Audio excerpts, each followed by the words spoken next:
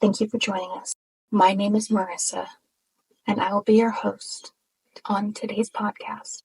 Today, we will be reviewing the unsolved disappearance of Maura Murray. If you are unfamiliar with this case, it is about a 21-year-old UMass Amherst student who went missing in February of 2024 with no trace for the past 40 years. Maura Murray was born on May 4th, 1982. She was the fourth child of Fred and Laura. She was the third oldest, with Fred Jr. being the oldest, Kathleen, Julie, and then Maura. She had a half-brother named Kurt. When Maura was 6 years old, her parents divorced. She mainly lived with her mother. However, she had a really great relationship with her father, so she saw him very often. Even as Maura was growing up, she had a great childhood. She grew up in Hanson, Massachusetts, which is about a 40-minute drive south of Boston, in a quiet neighborhood where they grew up playing in the streets, drinking water out of a hose, and always being outside and active. Maura and her siblings always would go camping with their father, and they would always go hiking, and she was very athletic. In high school, not only was she a star athlete, but she was also extremely intelligent. She ended up graduating top 4 in her class. When Maura was a junior in high school, her sister, Julie, had gotten accepted into West Point Academy. This school is a very prestigious U.S. military school, and it is one of the most difficult schools to get into. At the time, about 10% of applicants would be accepted into the school. And the requirements, not just your typical after-school activities or your grades, not just your charitable, what they were looking for in an applicant went above and beyond, including getting letters from senators, which in this case Julie did do. Julie was accepted into the school, and she absolutely loved it. Now, I do want to preface and say that Julie has extremely great advocate for her sister Maura's disappearance, and I will be referencing a lot of facts and additional details that have been helpful in this case because of Julie. Julie was accepted into the school, and she was extremely excited to get into it. She did really well, and it was something that she absolutely loved.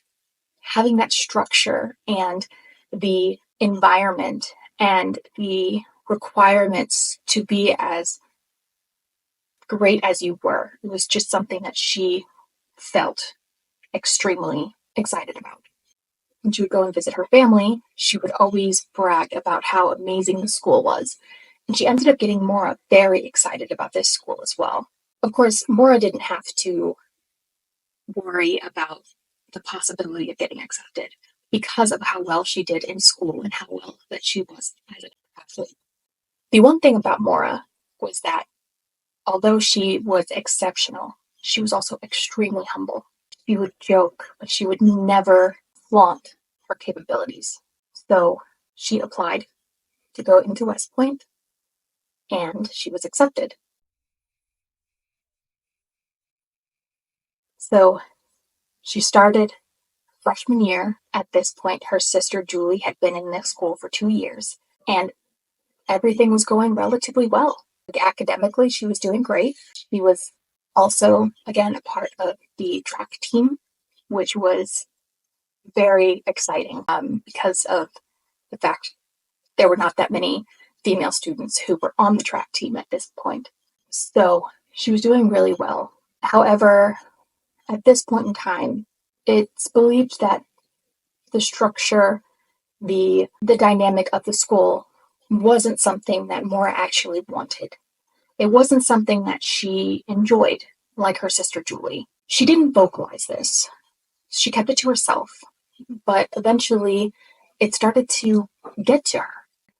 One day, Julie went to her room, and she was going to give her some cookies to kind of like sneak in because she was older and cookies were basically banned. They were a huge no. And when she went in, Maura was crying. And at first she thought something had happened, that she maybe let an older student get to her, because there was a lot of, with a military school, you're expected certain things and they're yelling at you, and it's something that you have to have that mentality for. So at first that's what she thought. She thought that somebody got to her. But in that few moments of being with Maura, Julie realized this was not something that Maura loved like Julie did. And she started to really see the toll that it was affecting on her sister. Later on, at some point, Maura did confide in Julie that she was struggling with an eating disorder, which unfortunately wasn't uncommon during that time and in this type of academy. You are expected to be at a physical state, and sometimes that's hard to do. Sometimes that's difficult to maintain, and it kind of puts your mentality in a way that it becomes obsessive, that you need to think about these things constantly to have that discipline. And unfortunately, for someone like Maura, it was difficult. And so she did open up to her sister about this. It appears that there were times that Maura did try to seek help and get back on track, but it was something that she was definitely struggling with at the time. One day, Maura and her friend decided to go to the commissary, which was basically like the Walmart of the academy. That's where you could get your things, and they get a stipend. And so she had money, everything was okay. But out of character, Maura decided to steal some makeup. It was about $5 worth of makeup. It was something that she could afford. Her friend to this day doesn't understand why she did this, why she decided to steal this makeup, and unfortunately she was caught. Again, this is something that was on school grounds. This is something that is a huge, huge problem. So, unfortunately, she had to go through what was basically a trial where her actions were put into question. Her character was put into question because there is an honor code that needs to be followed. And stealing this, even though Maura completely owned up to it right away, she never denied that she did it. That was something that Maura was known for, was her ownership with these type of situations. So an investigation didn't need to be made. However, they had to come to an agreement about a punishment. Something like this, with the honor code, there has to be a punishment. A few months before that, Julie actually introduced Maura to a guy named Bill, who was in the same class as Julie. Bill and Maura really hit it off, and things were going really, really well. However, during this time, when the trial was basically happening, it really put a strain on her relationship with Bill.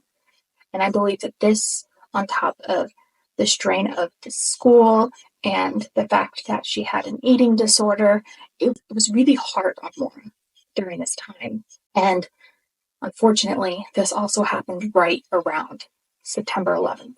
And all of these students a lot of the students going into this school, they didn't expect to be going to war. They knew this was military. They were expecting something completely different. That they would be stationed somewhere, be active duty for a certain number of years, and then that was it. A lot of students didn't realize that there was going to be a war. So at Maura's class, there was quite a few students who really questioned if this is something that they actually wanted to do. A lot of them looked at this as a resume filler.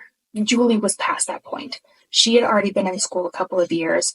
And of course, this also was it's an extremely traumatic event. So this was something that she had to put into perspective. But Maura, who was already going through everything that she was going through at the time, this was the finality of her time at West Point. So she decides to leave West Point, and she enrolls at UMass Amherst in the nursing program. Nursing was also something that her mother did, so she was excited to follow in her mother's footsteps. Maura was known to be very caring, very charismatic, very funny, and so once she was able to transfer into this new school, it was as if it was a fresh start.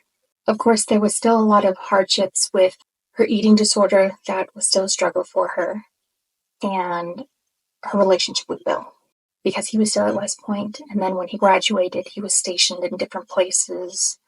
They had a long-distance relationship where they would be traveling back and forth. And unfortunately, at this time, there was some question of infidelity on Bill's side.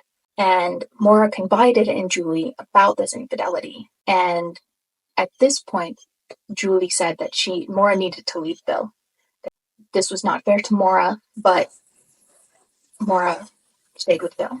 And they stayed together up until her disappearance.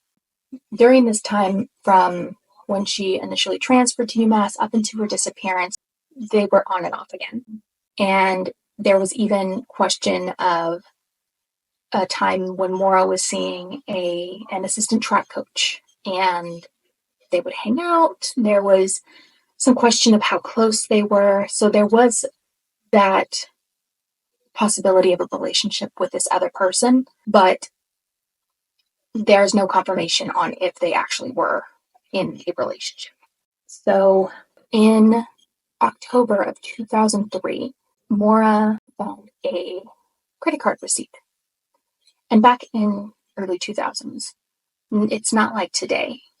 The credit card number, the full credit card number, would print on the receipt. And she ended up taking that number and using it to purchase a significant amount of food from restaurants late at night. Unfortunately, this is also a sign of binge eating. And once it had been reported, a sting operation happened and she ended up getting caught. Again, she owned up to it right away. She never denied that she had done it. She owned up and went to court for, and this is about December of 2003. And after those couple of months in trial, the judge stated that if she could be on good behavior for 3 months, they will drop the charges. But she needs to stay in good behavior for those 3 months. So around this time, her 1996 Black Saturn started to act up. There was an issue with one of the cylinders, so she was speaking to her dad, Fred, about this.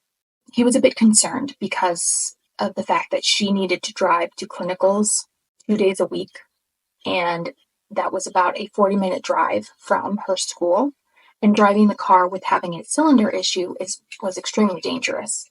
So it was very important for him to start helping her look for a car, and he told her, do not drive this car, leave it in the parking lot. And so we're looking at this to be about beginning of February, where she's talking to her dad about getting a new car. And so her father decided to make a plan to come and help her find a car on February 7th. Thursday, February 5th, Maura is working her security job when she receives 3 calls. The first call was from her older sister, Kathleen. Kathleen had been in a rehab for alcohol addiction, and in 2017, Kathleen came out to talk about that conversation that she and Maura had that night. Kathleen had called Maura because she had just gotten out of rehab, and unfortunately she was in an extremely unhealthy and abusive relationship. And her fiancé had picked her up from the rehab, and to control her, took her directly to a liquor store to buy more alcohol. Unfortunately, she relapsed, and that was what her call was about to Maura. Now, in this time since her disappearance, both Kathleen and Julie have stated that although this is something that would have definitely upset Maura, it is not something that would have created an upsetting episode. Maura received 2 other calls that night. One was from a dorm, and unfortunately we have no idea of what happened or who made this call and what was spoken about. The third call was from Bill. It only lasted a few minutes, and Bill has never come out to say what the conversation was about, so we don't know. But after these calls, something shifted in Maura, and her co-workers ended up calling her supervisor. Maura was going between crying and upset to not unresponsive. When her supervisor got there, Maura repeated, "My sister, my sister." Again, both of her sisters have stated that the phone call from Kathleen would not have set Maura off this way from how they know her. But of course, we don't know what was going on in Maura's mind at this time. So her supervisor brought her back to her dorm. On Saturday, February 7th, Maura's dad, Fred, came up to Amherst to help her go car shopping. There were 2 cars that they were interested in, and they needed to come back in order to pay for one of those cars. So Fred decides to get a hotel to stay the night, and they would come back to see about purchasing one of the cars. That night, Fred takes Maura and her friend Kate, and they go out to eat, as well as they go to a liquor store to purchase alcohol. Maura ends up dropping Fred off at the hotel and allows her to borrow his Toyota to go to a dorm party. There isn't much information on what happened at the dorm party. Back on campus, Maura attended a small party in the dorm with Kate and their friends. The girls were chatting and drinking Sky Blue malt mixed with wine. Friend Sarah Alfieri later said in an interview with 17 magazine. At some point, Maura mentioned that she wanted to return the car too. Her father that night, which didn't make sense to Kate since it was so late. Maura had been drinking and her father wasn't expecting the car. Until the next day, the magazine reported, she leaves the party at 2:30, going to her dad's hotel around 3:30. She ends up driving into a guardrail on Route 9. This, unfortunately, causes about $10,000 in damage to her father's car. When the police got there, there was no sobriety test taken on Maura. The car was towed, and she was taken to the hotel. The next morning, Fred wakes up, and Maura tells him exactly what happened. Fred tries to ease Maura's anxiety and tells her that they will figure it out. He calls his rental insurance. Thankfully, there's a $500 deductible that he has to pay, and he's able to get a rental. Of course, Maura is still extremely upset about this situation. She, unfortunately, wrecked father's car. Her car is not in good shape. Now they have to get a rental. And on top of that, she still needs a new car. So she just has a lot going on mentally. Fred takes her back to her dorm, and he can still tell that she is extremely upset. And unfortunately, this will be the last time that he sees his daughter. So at 11:30 that night, Fred calls Maura, and he reminds her that she needs to go to the RMV on Monday in order to get the accident forms. And they agreed to call Monday night so that way they can go over the forms and discuss next steps so that way they can fill out the insurance claim via phone. The next day, so this is Monday, February 9th, Maura used her computer to search MapQuest for directions to the Berkshires and Burlington, Vermont. The first reported conversation that anyone had with Maura was around 1:30, and this was an email that she sent to Bill stating, "I love you more, stud. I got your messages, but honestly, I didn't feel like talking too much of anyone. I promise to call today, though. Love you, Maura." She also made another call to a condo association in Bartlett, New Hampshire. This is actually a place that her family would vacation. This call lasted about 3 minutes. The owner did not rent the condo to Maura. And at 1:13 p.m., Maura called a fellow student to return clothes that she had borrowed during a snowstorm. So about Monday afternoon, February 9th, a little after Maura emails Bill, she sends an email to her work supervisor along with the nursing school faculty saying that she's going to be gone for a week due to a death in the family. According to her family, there was no death in the family, so we are not sure why she had made this claim. After that email, she made a call to a recorded line for booking rentals in Stowe, Vermont. This call lasted about 5 minutes. And then she makes a final call to Bill and leaves him a voicemail saying that she would call him back later. After this phone call with Bill, Maura decides to pack up clothing, toiletries, college textbooks, and her birth control pills. Packs all of these in her 1996 Saturn car that she is not supposed to be driving. When her room was later searched by police, they had noticed that Maura's room had been packed up. The art was off of her walls. There were things placed in boxes. And they did find an email between Bill and Maura that indicated trouble in their relationship. And this was placed on top of the boxes. Her family did go on to dispute this information, stating that when they came to visit, Maura had not unpacked. So this could be something that she just had never unpacked her belongings to begin with. We don't know for sure what this might mean. Around 3:30, Maura is seen at an ATM withdrawing $280 from her account. In this video, throughout the screenshots of the ATM transaction, she does appear to be alone, so there does not seem to be another passenger or someone with her. There's also some debate on why she had left about $16 in the account.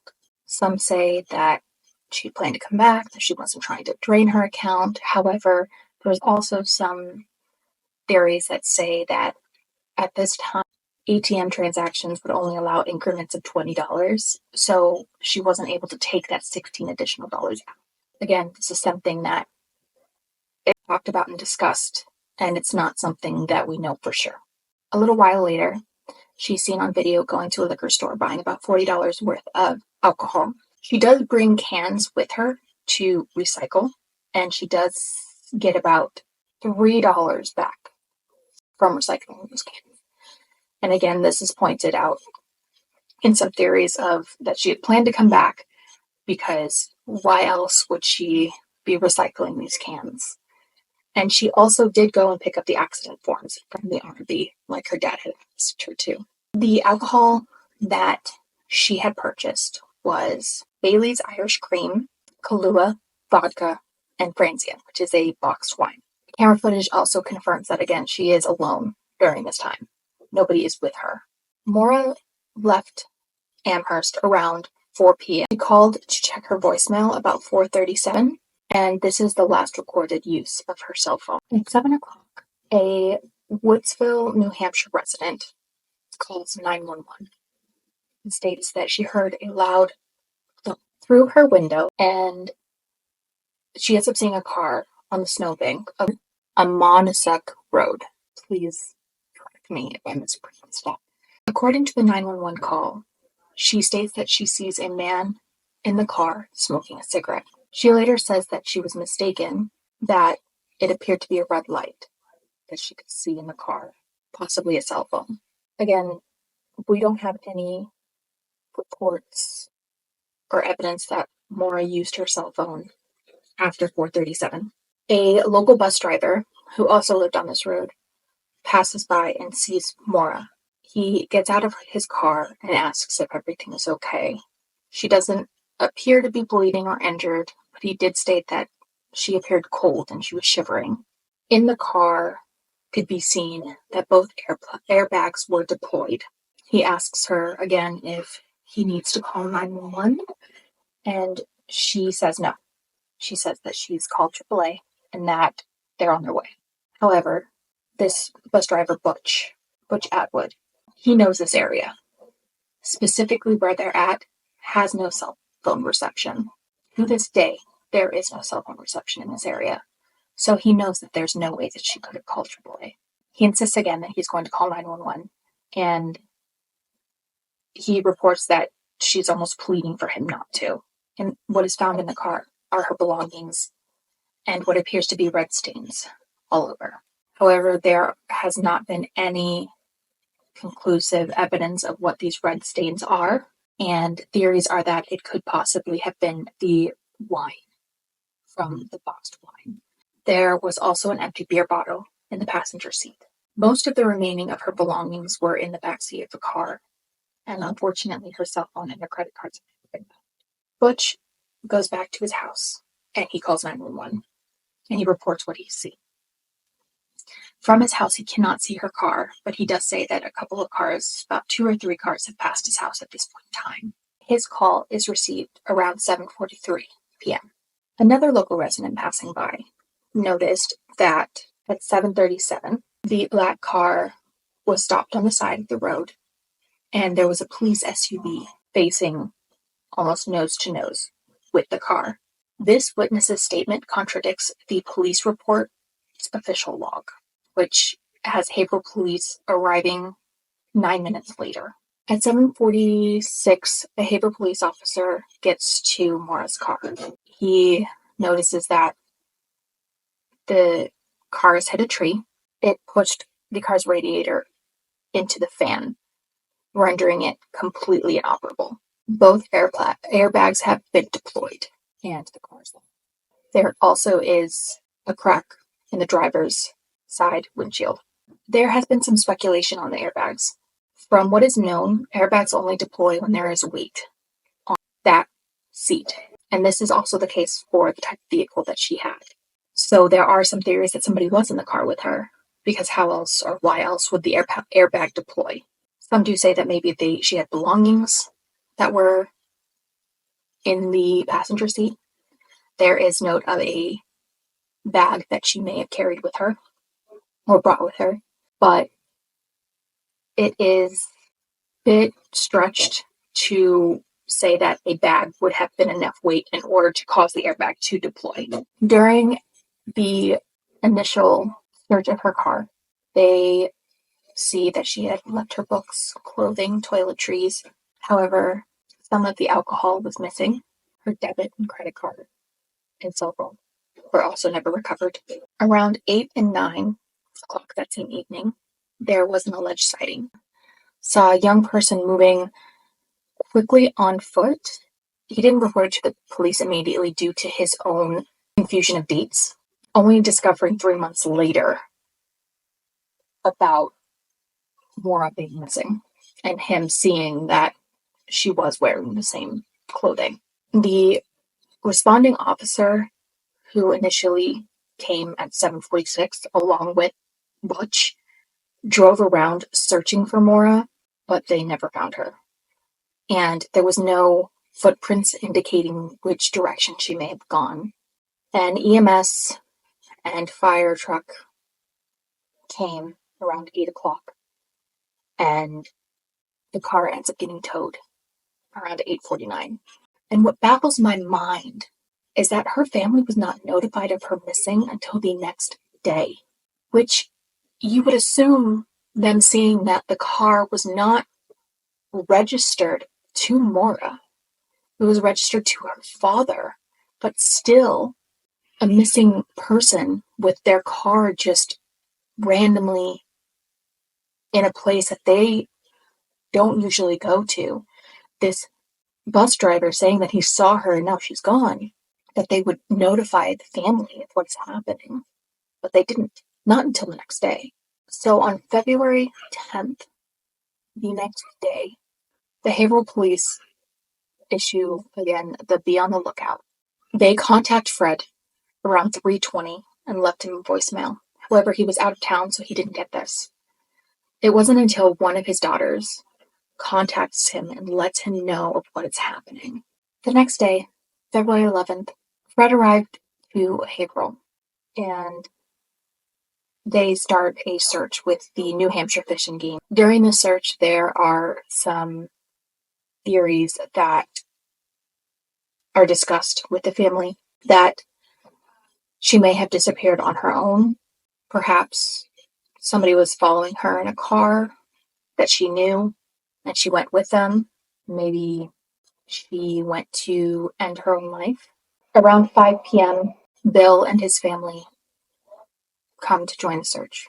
And again, Bill is out of state, so he has to fly to this location to be able to assist. And he is interrogated. And it's found out during this time he actually receives a voicemail while he's on the plane.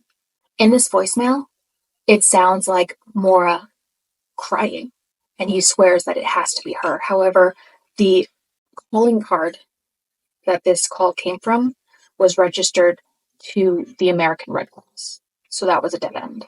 So where does this leave us? Maura is missing. Her car is a wreck. No one can find any indication of where she may have gone or why. There is no evidence of footprints. There's no evidence of any of her items being used. Her social security number has not been used.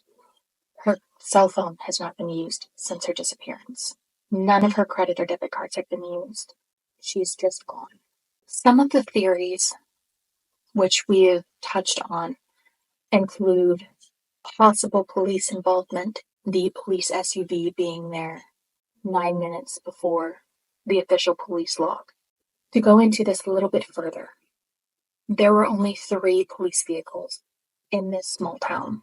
The SUV is registered as 001, and the police officer that was at the scene with Butch used the 003 police car. There have been subsequent questioning of the handling of her case, the possible police involvement. Also, that Butch Atwood was involved because of how often his story changed. Plus, there was a lot of issues with his story. There have been theories that she needed to get away for a week. She had so much going on. She decided to disappear because she wasn't the type of person to depend on her family when she's going through things. She didn't want to be a burden. She was a big family person. She would send her sister care packages when she was stationed. She was always talking to them. So her family really finds it hard that she would disappear permanently. So a lot of them do believe that she wanted to go for a week and she may have been met with foul play where she was in the wrong place at the wrong time and somebody picked her up and she was gone. Or maybe she succumbed to the elements. With the cracked windshield, there's a theory that she may have had a severe concussion, and with the alcohol in her system, she may have not been thinking straight. And although there's no proof that she was intoxicated, with the empty alcohol bottles in her car, there is some question of this. And if that is the case, she may have been confused and wandered off and then succumbed to the elements because it was very cold in this area at that time. There is some question on suicide because there is this kind of far-fetched theory that there was a student at UMass who had been run over and it was a hit and run. And there have been some question on if maybe she was allowing someone to borrow her car, and that middle call that she had received the night that she was working at her security job was the person who was using her car, and they may have done it. And because of this, she did not want to get caught, so she wanted to disappear. There is absolutely no evidence that she was tied to that hit and run where her car was. So this is kind of a stretched theory of maybe giving more reason on why she would have left.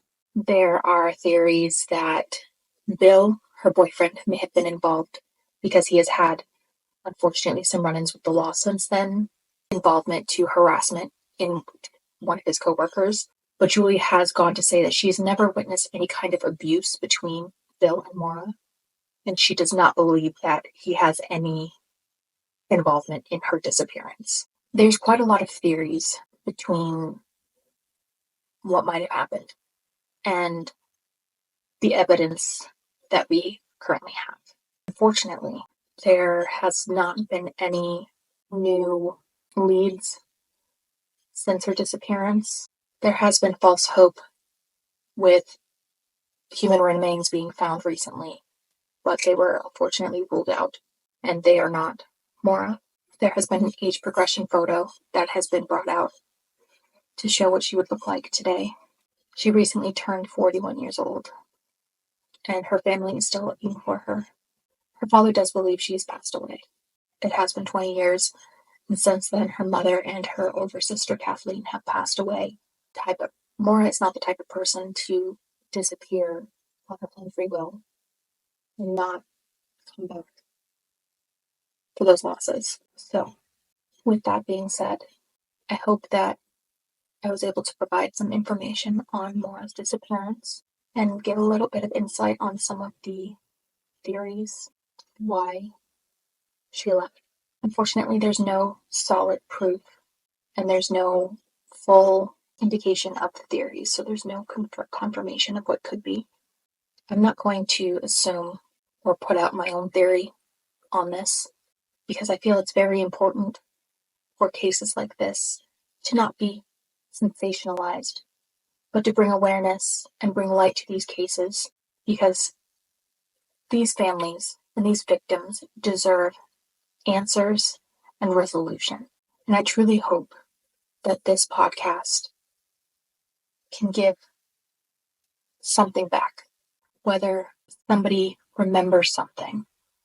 Maybe they were in that area. Maybe a dorm mate of hers heard something or anything. I would love to, in my lifetime, that this mystery will be solved. Until then, I hope that you take care of yourself. And if you do have any tips or anything, please contact the New Hampshire Cold Case Department, which I will provide in the description below, along with additional resources for mental health. Please take care of yourselves, and I will see you next time. Enshrouded in mystery, we believe in the power of podcasts to shed light on cases that have remained unsolved for too long. Our goal is to bring attention to these mysteries and spark new conversations that could potentially lead to breakthroughs. By examining the details of each case and sharing them with our listeners, we hope to inspire fresh perspectives and uncover overlooked clues. Join us as we navigate the murky waters of unsolved crime and the hope that our efforts will bring us one step closer to finding answers and bringing closure to those affected.